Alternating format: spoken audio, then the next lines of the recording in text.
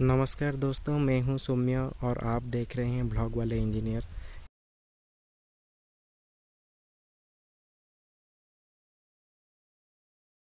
चलिए आज के इस वीडियो में एक न्यू सेटअप, एक न्यू इंस्टॉलेशन का वीडियो देखते हैं पूरी डिटेल के साथ।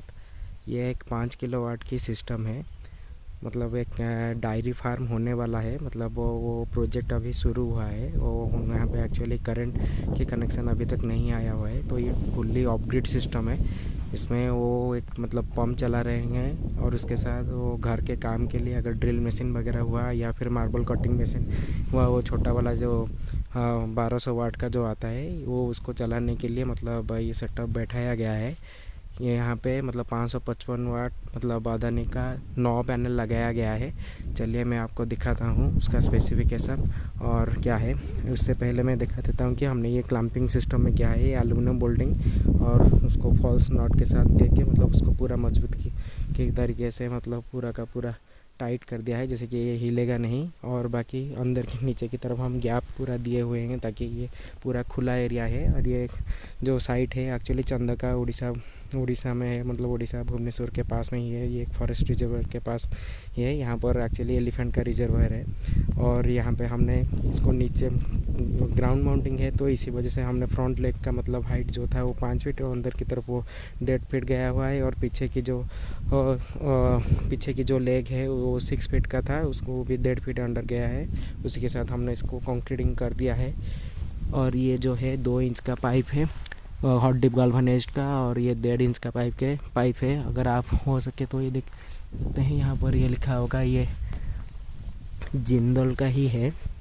एक मिनट रुकिए, मैं दिखाता हूँ कहाँ पे वो ब्रांडिंग लिखा गया है। एक मिनट, हाँ यहीं पर देख सकते हैं, ये जिंदल का ही है। जिंदल का मतलब हॉट डिप गाल्वानाइज्ड स्ट्रक्चर है। और ये देख सकते हैं, ये एक बाईफेशियल पैनल है और ये 555 वाट का अदानी का, ये यहाँ पर देख सकते हैं 555 वाट का है, जिसका VOC 50.41 है। एक्चुअल में अगर मीटर पे चेक करेंगे तो 47 वोल्ट आता है। और यहाँ पर भी देख सकते हैं वो बाईफेशियल स्टैंडर्ड रेटिंग कंडीशन है। ये बाईफेशियल में वो जो रेटिंग दिया गया है 49.88, उसी के हिसाब से 47 वोल्ट आता है। और करंट एम्पियर पूरा का पूरा 12 एम्पियर तक लोड देने पर वो चला जाता है। यहाँ पर देख सकते हैं कि ये अदानी का पैनल है, monocrystalline bifacial half cut technology का, क्योंकि यहाँ पे वो बीच में ही इसको मतलब क्या किया गया है, मतलब टैपिंग कर दिया गया है ताकि एक एरिया में, यहाँ पे तो शैडो नहीं पड़ता मगर एक एरिया में अगर शैडो पड़ता है तो इसका बेनिफिट है वो दूसरा सेल वो काम करता रहे ताकि जनरेशन इतना ज़्यादा अफेक्ट ना करे। यहाँ पर टोटल 9 पैनल लगाया गया है, सारा का सारा सीरीज़ में लगाया गया है। मैं दिखा देता हूँ। और यहाँ पर देख सकते हैं हम इसको स्ट्रक्चर को अर्थिंग कर दिए हैं, वो जैसे कि PM सूर्यघर जो स्टैंडर्डाइज है कि 16 स्क्वायर mm के एलुमिनियम का ये करके यहीं पर अर्थिंग को मतलब दबा दिए हैं। और वहाँ पे सेपरेट हम अलग दूसरा मतलब ये लाइटनिंग अरेस्टर लगाए हुए हैं और यहाँ पे उसका अलग सा अर्थिंग ये करके थोड़ा दूर करके रखे हुए हैं, क्योंकि ये तो पूरा ग्राउंड एरिया है और मिट्टी की जैसा है तो कोई इतना दिक्कत नहीं, उसको अलग से स्टैंड करके। और हमेशा ये थोड़ा याद रखिएगा कि मतलब लाइटिंग अरेस्टर हमेशा पैनल के स्ट्रक्चर से या फिर पैनल जितना हाइट तक जा रहा है उससे थोड़ा ऊंचा होना चाहिए, क्योंकि ताकि वो शील्ड एंगल कवर कर सके। हमारा जो है ये जो एंगल है ये लगभग मतलब 7 पैनल को कवर कर देगा। बाकी यहाँ पर थोड़ा वो दूर में ट्रांसमिशन टावर गया है तो ये थोड़ा सेफ जोन पे रह जाता है, क्योंकि ट्रांसमिशन टावर का जो अर्थिंग है वो सबसे ज़्यादा अच्छा रहता है, क्योंकि वो फुल्ली वो HT लाइन को ले जाने के लिए बनाया गया है। तो ये प्लांट अभी इसी जगह पे मतलब पूरी तरीके से सेफ़ है, मतलब लाइटनिंग जोन से पूरी तरीके से सेफ़ है। फिर भी हम नेचुरल कैलेमिटी के बारे में तो बोल नहीं सकते, फिर भी हमने अपने सेफ्टी की तरफ से मतलब करके लगाया गया है। हमने पूरा ये सेटअप को ऐसे करके आपको दिखाता हूँ। ऊपर थोड़ा चढ़ जाता हूँ क्योंकि काम तो अभी चल ही रहा है। देख सकते हैं यहाँ पर 3 पैनल, ये भी 3 पैनल, उसके पीछे 3 पैनल और उस साइड को मतलब लाइटिंग अरेस्टर लगाया गया है। पूरा फुल्ली सेटअप कुछ इस तरह ऐसे दिखाई देता है। फुल्ली सेटअप आप देख सकते हैं। नीचे की तरफ हमने मतलब पूरा एरिया फ्री रखा है ताकि ये एयर मतलब जैसे अगर कुछ भी अगर तूफान वगैरह आए तो फिर वो क्लियरली मतलब वो पास हो सके। और टिल्ट एंगल उसी हिसाब से रखा हुआ है, जहाँ पे उड़ीसा में जितना रहना चाहिए मतलब 20 डिग्री, वही 20 डिग्री पे रखा हुआ है। उसी के साथ साथ क्लियरेंस भी रखा हुआ है दोनों के बीच में, ताकि पैनल उड़े ना। और क्लैंपिंग तो बहुत लंबा लंबा क्लैंपिंग लगाया गया है, फिर भी तो नेचुरल कैलामिटीज़ के बारे में बोल नहीं सकते। हमने जितना प्रिकॉशन मैक्स टू मैक्स जितना लेना चाहिए था वो सब लेके रखा हुआ है। और देखिए यहाँ पर उनका बोरवेल है, इसी बोरवेल का पंप ये चल रहा है उसी से। अब ले चलता हूँ आपको इन्वर्टर की तरफ, कौन सा वाला इन्वर्टर हमने लगाया हुआ है और क्या क्या है। और एक चीज़ हाँ मैं यहाँ पर बोलना भूल गया, एक्चुअली यहीं से ये पूरा का पूरा जो सीरीज़ हो के यहीं से पूरा उस तक मतलब जहाँ तक वो घर है वहाँ तक पूरा का पूरा लगभग वायर लगभग 120 मीटर का, मतलब पॉजिटिव और नेगेटिव दो हो गया है। अगर जब हम इस यहाँ पे मेज़र कर रहे थे, यहीं पे ये हार्ड पाइपिंग के अंदर लेके दे दे, यहाँ पे जब हम मेज़र कर रहे थे एक्चुअल में वो ओपन सर्किट वोल्टेज हमको 430 वोल्ट दिखा रहा था। डिस्टेंस की वजह से मतलब वोल्टेज थोड़ा 10 वोल्ट का वोल्टेज ड्रॉप हुआ, और जिसकी वजह से एक्चुअल में इन्वर्टर को उसका स्पेसिफिकेशन के हिसाब से जो भी स्पेसिफिकेशन के हिसाब से तो 120 से 450 और मैक्सिमम 500 वोल्ट तक डीसी तक ले जा सकते हैं। मगर 450 का VMP है तो हमें 450 के अंदर ही रखना पड़ता है। वहाँ पर जब जाके मतलब डिस्टेंस हो गया तो उसकी वजह से वो 420 वोल्ट हो गया, वो पूरा सेफ जोन पे मतलब इन्वर्टर के लिए हो गया, चला आया मतलब वही करके। अभी ले चलता हूँ आपको इन्वर्टर दिखाने के लिए, चलिए। यहीं से मतलब पानी जाता है घर के काम के लिए।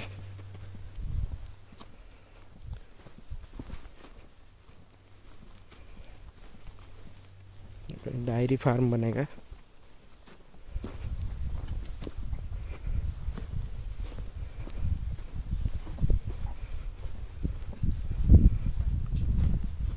कल से सिस्टम शुरू हो गया है। आज हम आए थे इस वीडियो, और उसका जो बैटरी केबल है थोड़ा कंपनी गलत कर दिया था, उसको चेंज करवा दिया अभी हमने। उसका साइजिंग 50 स्क्वायर mm का मतलब बैटरी साइजिंग वायरिंग दिया गया है। चलिए मैं ले चलता हूँ।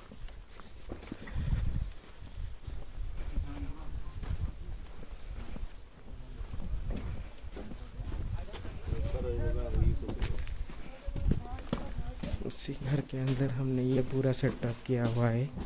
यहाँ पर लोग रहते हैं जो काम करने के लिए, और देख सकते हैं पूरा का पूरा सेटअप कुछ इसी तरीके से है।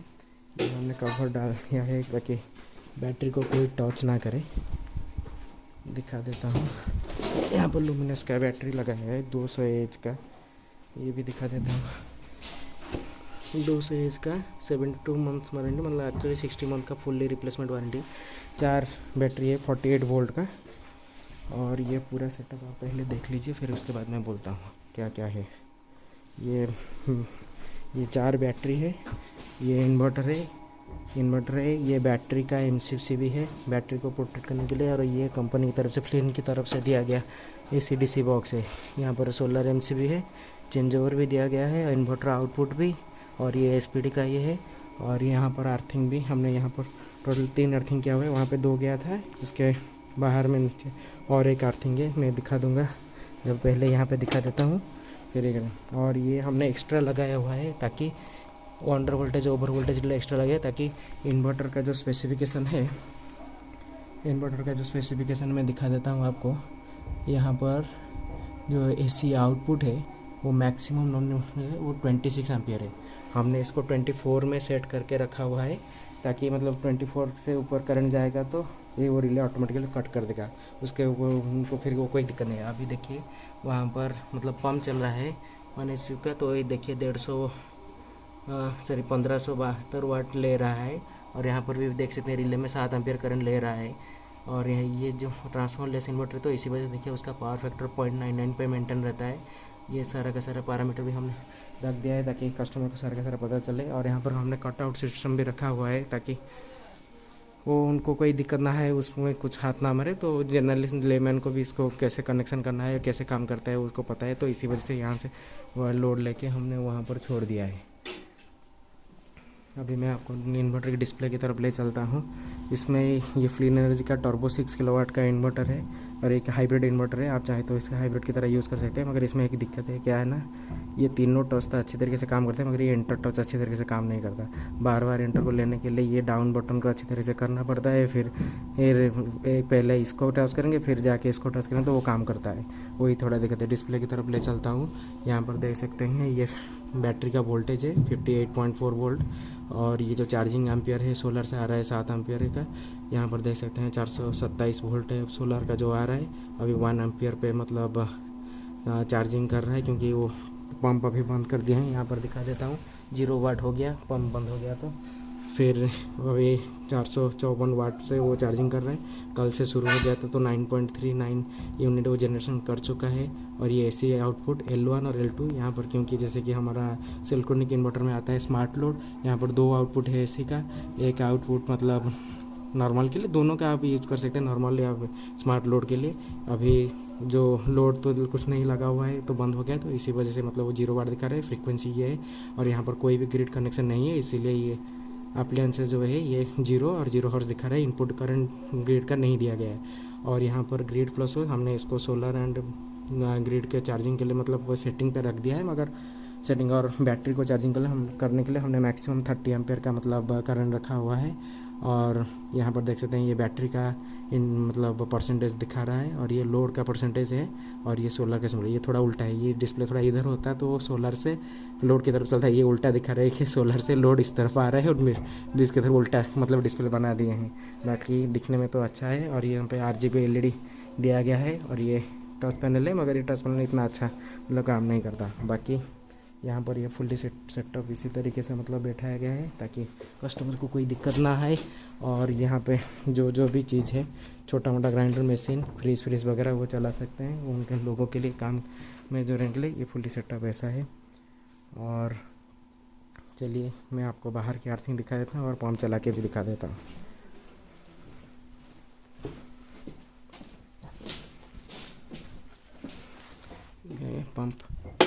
पंप शुरू किया तो हाँ ये पानी आ गया।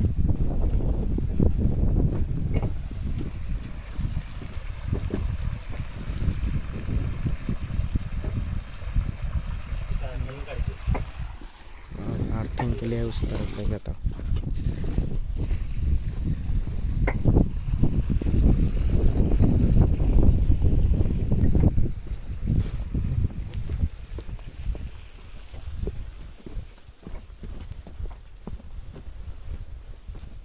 पूरा ऐसे अंडरग्राउंड करके पाइप लाए हुए हैं पर वहीं से वायर निकलेंगे और दब जाएगा। और एक दूसरा अर्थिंग इन्वर्टर का।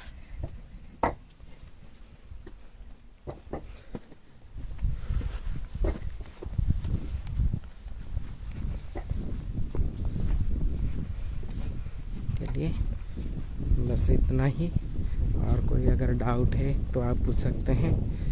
इन्वर्टर तो अच्छा है, हमने लगाया हुआ है पहले भी वहाँ पे एक हॉस्पिटल में, उसका वीडियो हमने नहीं बनाया है। वहाँ पे एक्चुअली 5 साल होने वाला है वो इन्वर्टर फ्लीन का 7.2 किलोवाट। अब ये देखते हैं ये इन्वर्टर कितना साल चलता है। और मुझे लगता है यहाँ पर अच्छी तरीके से चलेगा क्योंकि यहाँ पर ग्रिड कनेक्शन नहीं है, तो इसी वजह से कोई दिक्कत नहीं आएगी और सबसे बढ़िया अब अच्छी तरीके से चलेगा, कोई दिक्कत नहीं।